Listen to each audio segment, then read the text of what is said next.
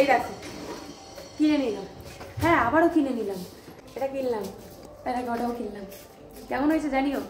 হ্যাঁ আবারও হুট করে কিনে নিলাম, কি করবো এতটাই মানে কোথায় রাখবো, মাটি করে টাকা রাখবো না বাক্সে ঢুকিয়ে রাখবো বুঝতে পারছি না, ব্যাংকে রাখার জায়গা নেই এত টাকা, সত্যি বাবা। কংগ্রাচুলেশন বলো, আবারও কিনে নিলাম দুটো গাড়ি, কংগ্রাচুলেশন বলো তাড়াতাড়ি করে।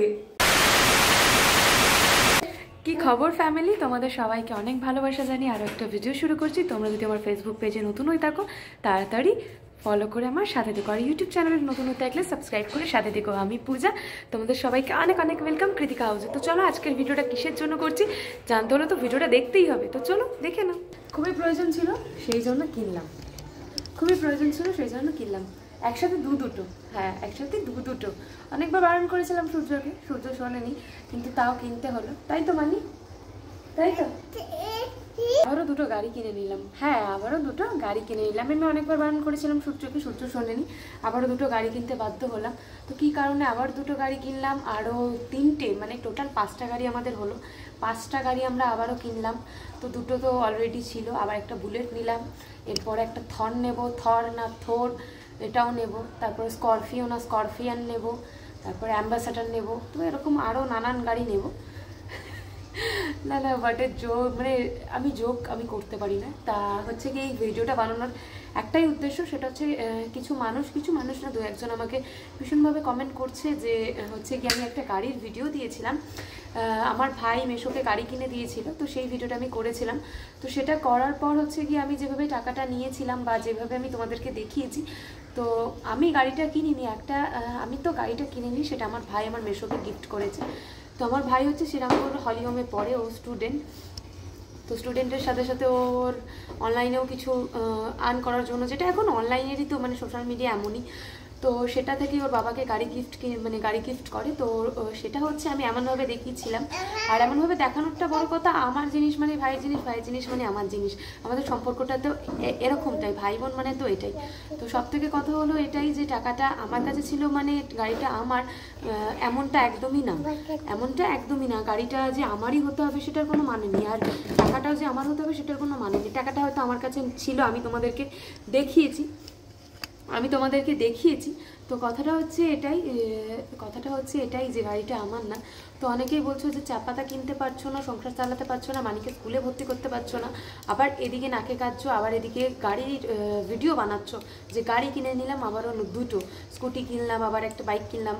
তো সেটা স্কুটিটা আমি জাস্ট এমনি বসে ফটো তুলেছিলাম যে আমাদের যদি এরকম একটা গাড়ি হতো তাহলে খুব ভালো হতো, তো এরকম যদি একটা স্কুটি হতো তাহলে বেশ ভালো হতো। আমাদের যে এনটর্ক স্কুটিটা ছিল, তো সেটা তো সূর্য মানি যখন হয়েছিল তখন তার আগেই সেই গাড়িটা বিক্রি করে দেওয়া হয়। তো সেটা নিয়ে আমরা আলোচনা করছিলাম যে একটা ছবি তোলা যাক, অনেকদিন স্কুটিতে চাপি না, তো সেই একটা ছবি তুলেছিলাম ব্যাটারি স্কুটিতে বসে। তো যাই হোক, সেসব নিয়ে অনেকে আমাকে কোয়েশ্চেন করছো যে ক্যান্সার নিয়ে এদিকে এই নাকে কাঁদছো, এদিকে ইএমআই দিতে পারছো না, আবার এদিকে নতুন গাড়ি কেনার কী ছিল। তো আমরা না গাড়ি কিনেছি, আমাদের একটা গাড়িরই ইএমআই দিতে পারছি না, আবার আরেকটা গাড়ি কিনবো। তবে তোমাদের ভালোবাসা, তোমাদের আশীর্বাদ থাকলে নিশ্চয়ই কিনতে পারবো, নিশ্চয়ই সমস্ত বাধা অতিক্রম করতে পারবো। তো গাড়ি কেন, গাড়ির শোরুমও কিনতে পারবো। তো সেটা হচ্ছে কথা, সেটা স্বপ্নে কিনতে পারবো হয়তো। তো স্বপ্ন তো সবসময় বড় বড় দেখা উচিত, তবে গিয়ে না স্বপ্ন পূরণ হবে।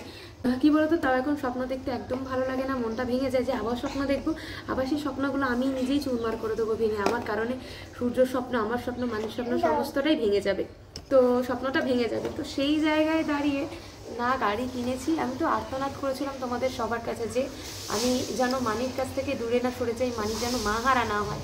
তো সেই জায়গায় দাঁড়িয়ে আমি আবারও নতুন গাড়ি কিনবো সেটা একদমই না।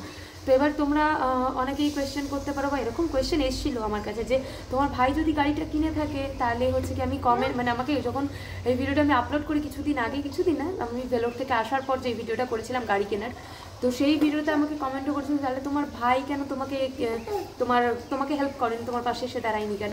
তারা হয়তো আমার লাইভ দেখেনি, আমি আমার ভাইয়ের নাম সর্বদাই উচ্চারণ করতাম, বলতাম যে আমার ভাই স্কুলের ফিজ না দিয়ে আমাকে কেমন জন্য টাকা পাঠিয়েছিল। তো সে যখন আনন্দ পাচ্ছে, সে যখন আমার কষ্টের সময় ছিল, তার কষ্ট তার সুখের সময় আমাকেও তো থাকাটা উচিত। আর আমরা ছোটবেলা থেকে একসাথে বড় হয়েছি, ছোটবেলা থেকে একভাবে মানে একসাথেই বড় হওয়া বলতে পারো, ছোটবেলাটা খুব ভালো মতো খুব সুন্দরভাবে এনজয় করেছি ওর সাথে।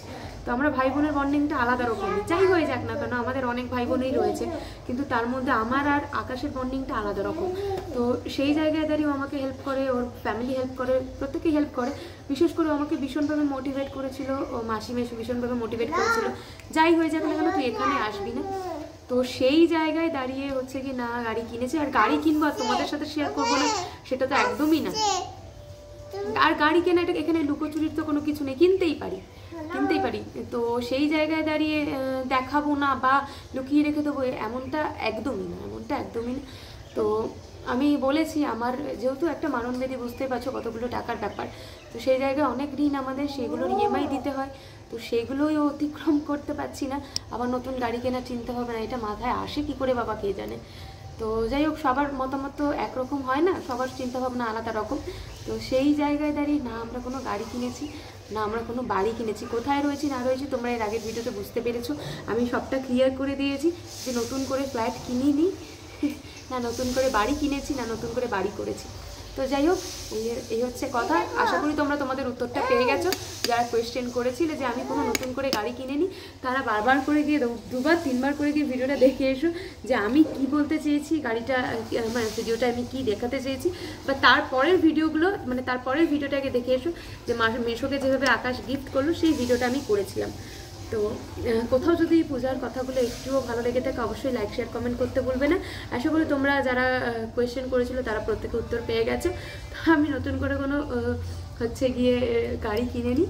আর সবথেকে বড় কথা হচ্ছে, যখন আমি ভেলোরে যাই তখন আমি 40,000 টাকা নিয়ে গেছিলাম, তারপরে গিয়ে আমাকে 1,20,000 টাকা শুধু টেস্ট করতে দেয়।